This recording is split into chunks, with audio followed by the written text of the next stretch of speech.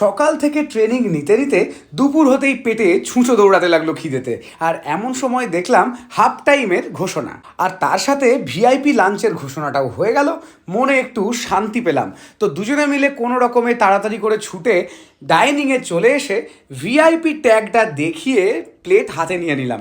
বেশি দেরি করে লাভ নেই, ওদিকে আবার সেকেন্ড হাফের ট্রেনিংটাও বাকি। তো প্রথমে নিয়ে নিলাম রাধাবল্লভী, তারপর ছিল মুগমোহন। নামটা যেমন সুন্দর, খেতেও তেমনি সুন্দর। আমরা জেনারেলি বাড়িতে লুচি দিয়ে যেরকম ছোলার ডাল খাই মিষ্টি মিষ্টি করে, এটা সেরকমই একটা পদ, কিন্তু খেতে অসাধারণ। মুগ ডাল দিয়ে তৈরি। আমি পরে সুযোগ পেলে আবার খাবো। তো যাই হোক, বাকি আইটেমগুলো গতানুগতিক হলেও টেস্ট কিন্তু সম্পূর্ণ আলাদা ছিল। সবগুলোর খুবই ভালো খেতে ছিল। আমি মাছ আর মাংস দিয়ে বেশিরভাগটা চালালাম। তারপর দুজনে মিলে গল্প করতে করতে চলে গেলাম ডেজার্টের দিকে।